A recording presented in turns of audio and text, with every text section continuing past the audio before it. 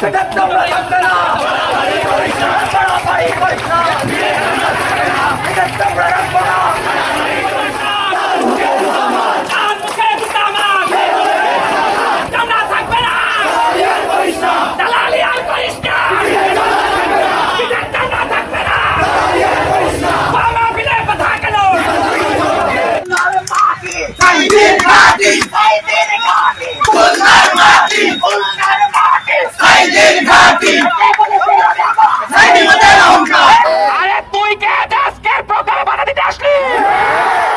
তার সম্মান যদি একটু পরিমাণ আঘাত লাগে, প্রয়োজনে আরো 400 জীবন দেওয়ার জন্য প্রস্তুত আছি।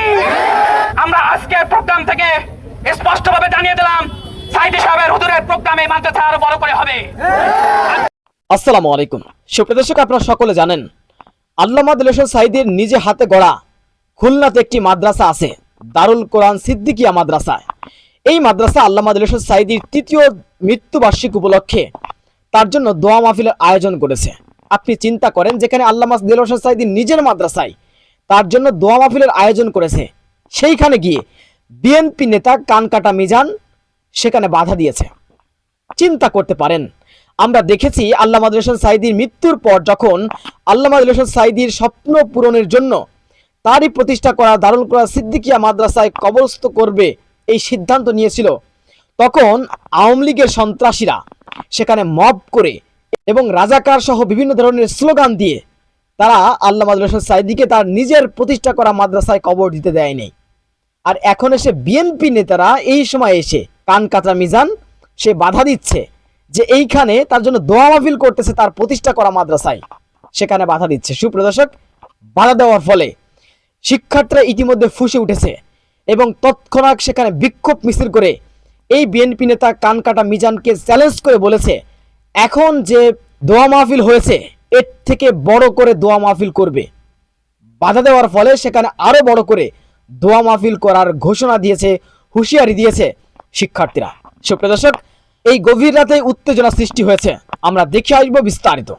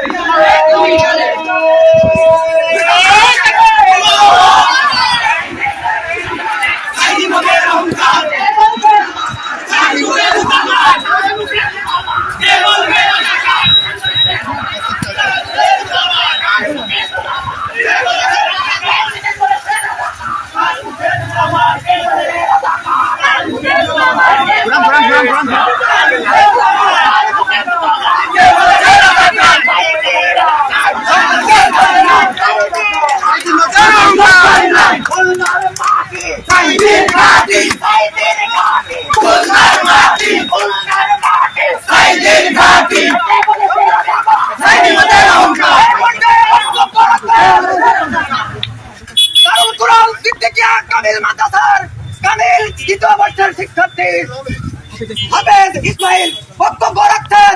হাফেজ ইসমাইল। আসসালামু আলাইকুম সংগ্রামী সাথী বন্ধুগণ। আসসালামু আলাইকুম সংগ্রামী সাথী বন্ধুগণ, আপনারা সকলে কেমন আছেন?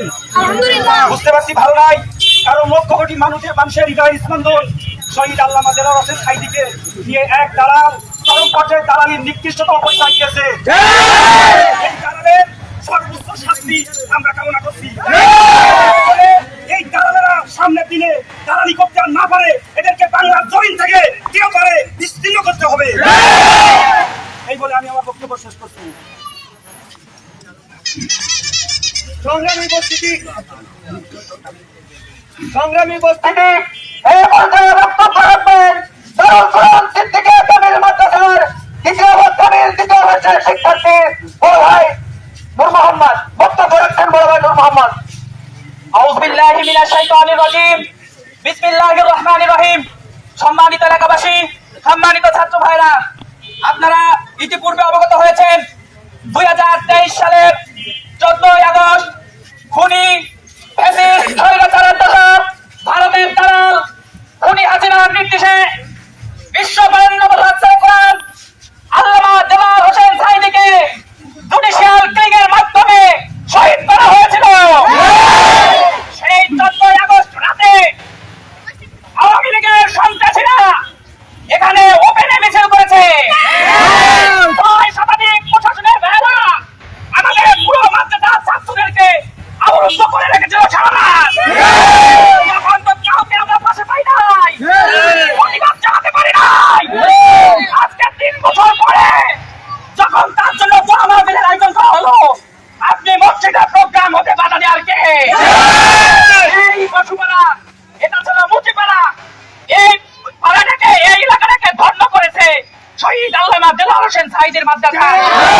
সুতরাং এই মাদ্রাসার কারণে এই এলাকা সম্মানিত হয়েছে, এই এলাকার মানুষ সম্মানিত হয়েছে।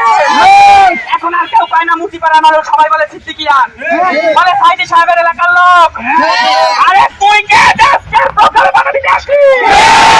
কি মনে করেছিস আমরা সাঈদী হুজুরের যখন ফাঁসির রায় দিয়েছিল 2 শতাধিক মানুষ জীবন দিয়েছিল, তার সম্মান যদি একটু পরিমাণ আঘাত লাগে, প্রয়োজনে আরো 400 জীবন দেওয়ার জন্য প্রস্তুত আছি। এই এলাকায় কোনো দালালি চলবে না। সাঈদী সাহেবের হুজুরের ওয়াজ প্রত্যেকটা এলাকায়, প্রত্যেকটা মোড়ে মোড়ে বাজাতে হবে, কারণ তিনি আমাদের এলাকার লোক না, তিনি বিশ্ব নন্দিত মুফাসসির কোরআন, তিনি সারা বিশ্বের মানুষের হৃদয়ের স্পন্দন।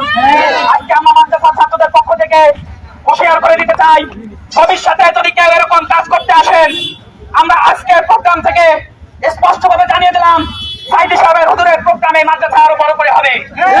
আপনারা সবাই থাকবেন, আওয়াজ বাড়ানো হবে, তার জীবন চরিত্র প্রকাশ করা হবে। সুতরাং আর কোন দালালি আমরা এই এলাকায় মেনে নেব না। প্রিয় ভাইরা, আপনারা আজকে উপস্থিত থেকেছেন, আগামী দিনে সাঈদী হুজুরের যে কোনো প্রোগ্রামে, যে কোনো অনুষ্ঠানে আপনারা উপস্থিত থেকে আমাদের প্রোগ্রাম সফল করেন। এই বলে আমি আমার বক্তব্য শেষ করছি। আসসালামু আলাইকুম ওয়া রাহমাতুল্লাহ। এই বলে আজকের প্রোগ্রাম শেষ করা হলো। আখিরি দাওয়ানা আলহামদুলিল্লাহি রাব্বিল আলামিন। নারায়ে তাকবীর, নারায়ে তাকবীর। সব থেকে অবাক হই, বিএনপির এই সকল নেতারা এত বড় সাহস কোথায় পায়? আল্লামা দেলোয়ার হোসেন সাঈদীর নিজের প্রতিষ্ঠা করা মাদ্রাসায় তার জন্য দোয়া মাহফিলের আয়োজন করতেছে, সেখানে গিয়ে বাধা দেওয়ার দুঃসাহস কোথায় পায়? ইতিমধ্যে তার বিরুদ্ধে সোচ্চার হয়েছে ছাত্র সমাজ, কিন্তু আমি অবাক হলাম যেই আল্লামা দেলোয়ার হোসেন সাঈদীর বিরুদ্ধে শুধুমাত্র ইসলাম বিদ্বেষীরা এবং ভারতের 5 কুকুর আওয়ামী লীগ তারা আল্লামা দেলোয়ার হোসেন সাঈদীর বিরুদ্ধে কথা বলে। এছাড়া বাংলাদেশে কোনো মুসলমানের বাচ্চা, মুসলমানের সন্তান সে আল্লামা দেলোয়ার হোসেন সাঈদীর বিরুদ্ধে কথা বলে না। কিন্তু বিএনপির ভিতরে এই সকল কুকুরগুলো কোথা থেকে আসলো?